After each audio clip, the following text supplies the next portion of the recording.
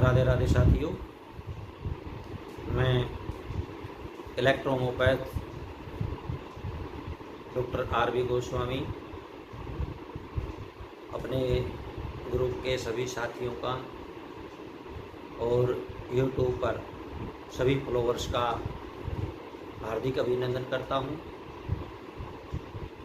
साथियों, इलेक्ट्रोहोम्योपैथी में practice of medicine के अंतर्गत हम वेरियस डिजीज पर वन बाई वन करके चर्चा कर रहे हैं। आज का हमारा ये 56वां 56th वीडियो लेक्चर है। इस श्रृंखला में हम विभिन्न रोगों पर चर्चा करते हुए आज हम एक रोग पर और चर्चा करेंगे,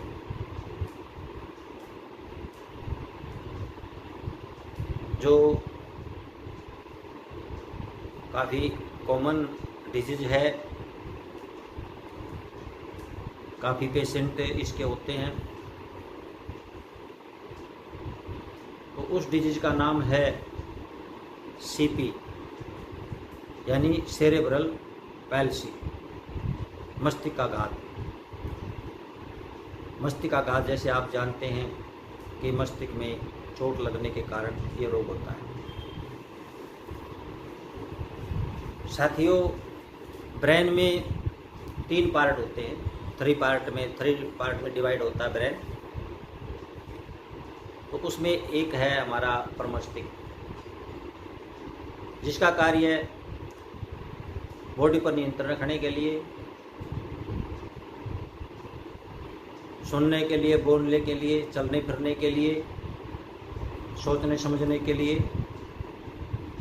कार्य होता है।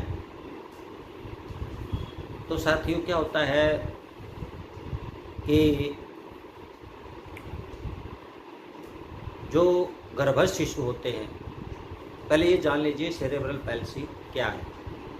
यानी सेरेब्रल का मतलब है मस्तिष्क और पैल्सी का अर्थ है मांसपेशी की कमजोरी।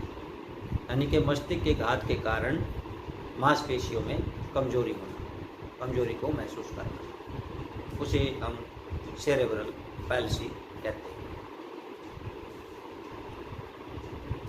यह एक न्यूरोलॉजिकल स्थिति है। This is a neurological condition. इस प्रकार का विकार गर्भस्थ शिशु के सिर में, ब्रेन में किसी प्रकार का चोट लग जाए, या तो जो प्रेग्नेंट औरत है वो गिर जाए, या कोई बाहर से उस पर कोई प्रहार कर दे, तो किसी भी कारण से कोई भी रीजन हो, यानी कि बच्चे के मस्तिष्क पर आघात लगने से मतलब जब तक वो गर्भ में रहता है कोई पता नहीं चलता है, लेकिन आफ्टर बर्थ उसके बाद उसमें जैसे जैसे वो बढ़ता जाता है, धीरे धीरे उसके अंदर सिम्टम्स जो हैं वो दिखने लगते हैं। चलने फिरने में बच्चे को कठिनाई, बोलने में बच्चे को कठिनाई, मुँह से लार वगैरह गिरने लग जाती है, और जो है एक सामान्य व्यवहार जो है बच्चे का नहीं होता है इसके अंदर, और अपने अंगों को बच्चा जो है एक सामान्य तौर से हिला डुला नहीं पाता है। और साथियों, बच्चे क्या, किसी बड़े को भी अगर मस्तिष्क में आघात लग जाए इस प्लेस के अंदर, इस ब्रेन के इस पार्ट के अंदर, तो उसको भी वैसे ही सिम्टम्स हो जाने लगते हैं। वो भी ऐसे सिम्टमों से जो है सफ़र करना पड़ता है। हाथ पाँव नहीं हिला सकता, बोलने चालने में भी जो है सामान्य व्यवहार उसका नहीं रहता है। तो साथियों, इस रोग में जितनी भी मतलब ज़्यादा क्षति होगी ब्रेन के अंदर, उतनी ही जो उसकी विकलांगता है वो अधिक होगी।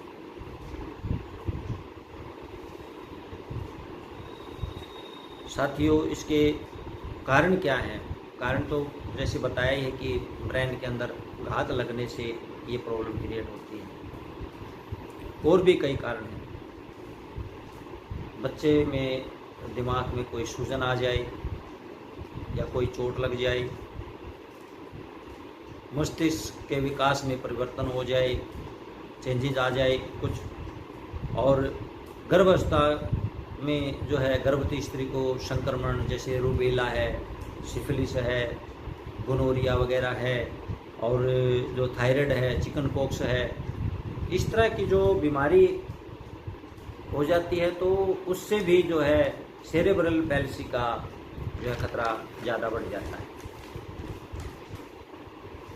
इसके अतिरिक्त साथियों, बच्चे में कई प्रकार की क्या होता है कि गंभीर बीमारियां भी क्रिएट हो जाती हैं, जिसके कारण सेरेब्रल पैल्सी का भी उसको घात लग सकता है।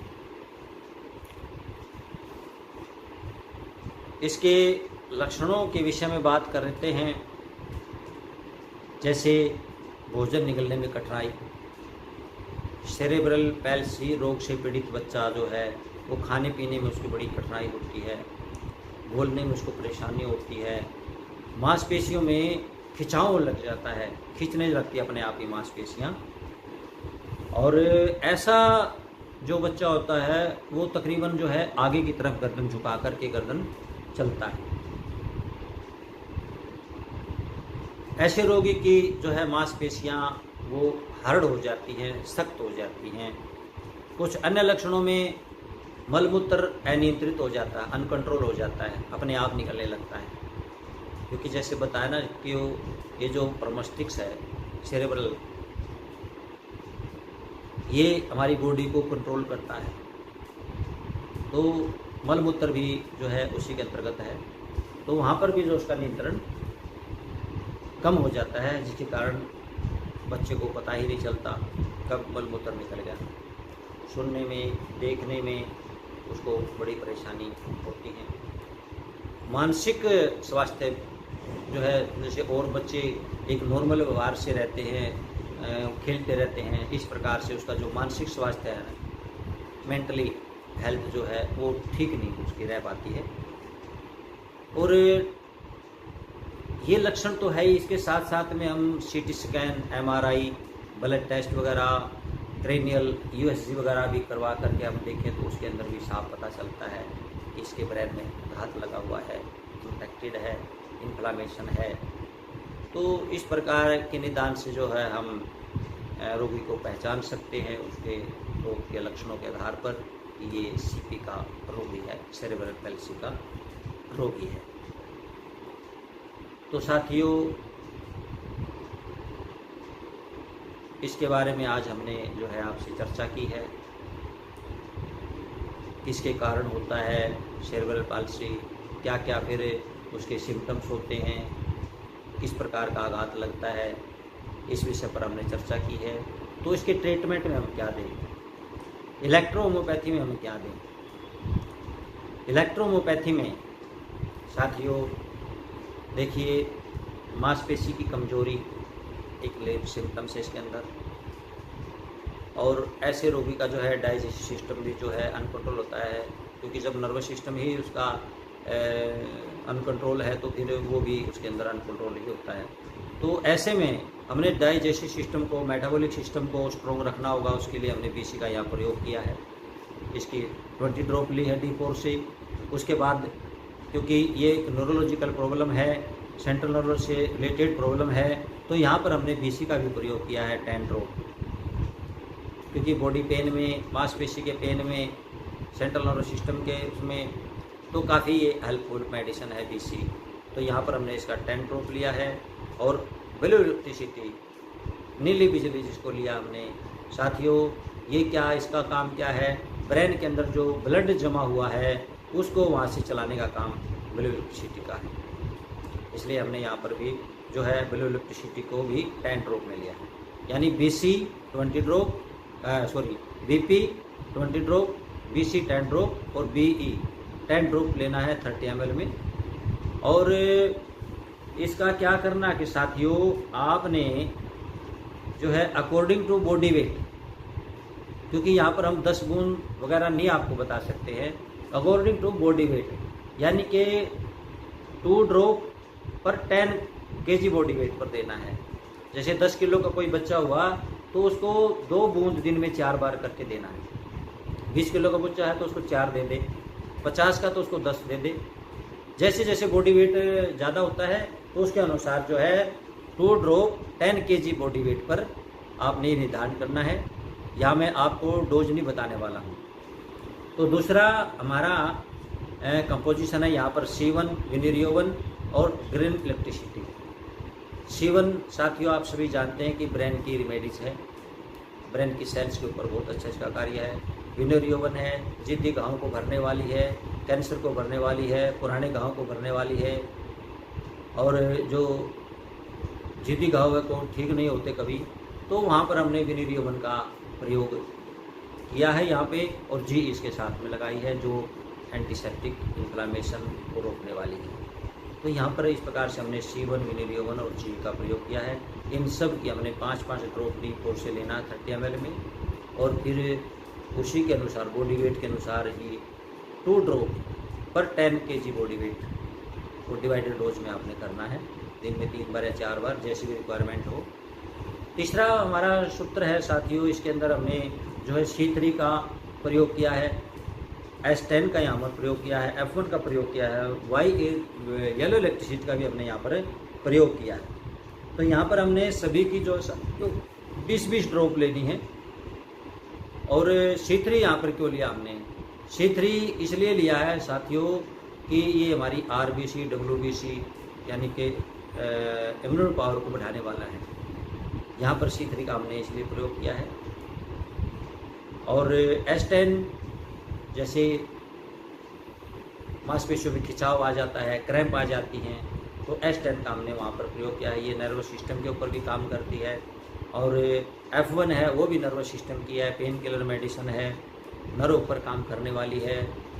और YE ये भी साथियों जो अधिक उत्तेजक बच्चे होते हैं, उत्तेजना जिसमें ज़्यादा आ जाती है, इस प्रकार के बच्चों में जो है YE एक शांतिदायक रूप में काम करती है।